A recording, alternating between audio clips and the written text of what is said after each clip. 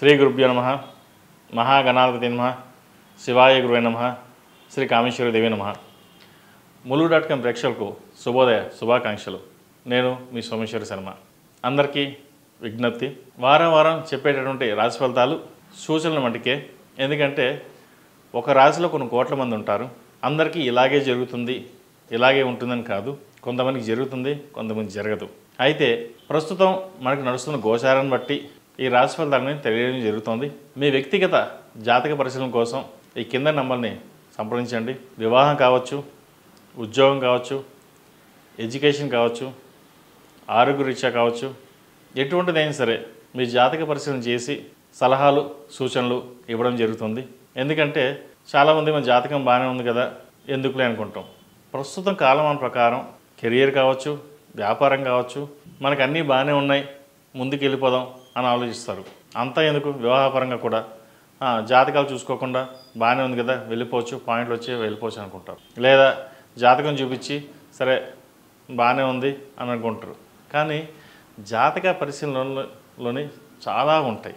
Education, career, సంతానం, ఆరోగ్యం, వివాహం అయ్యాక వాళ్ళిద్దరి మధ్య వివాహ బంధం ఎలా ఉంటుంది, ఏమైనా గొడవలు ఉంటాయా లేవా అనేది చాలా ముఖ్యం.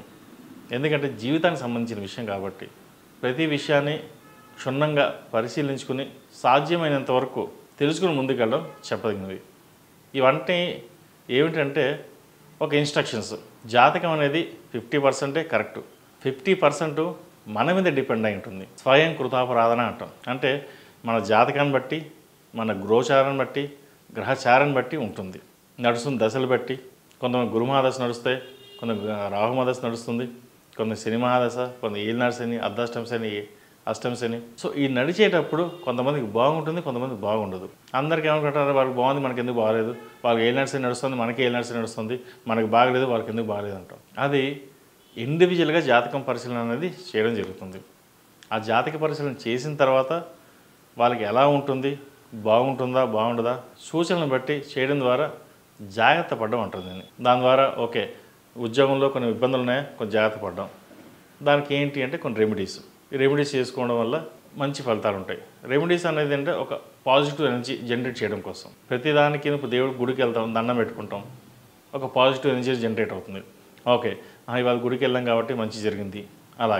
అలాగే గ్రహశాంతులు, నవగ్రహాలు ఉన్నాయి, ప్రతిదానికి ఒక శాంతి చేసుకోవడం వల్ల నవగ్రహాల ఏవైతే ఉందో దోషం పోయి దైవానుగ్రహం తోడు ఉండడం కోసం చేసే ప్రక్రియ ఈ శాంతులు.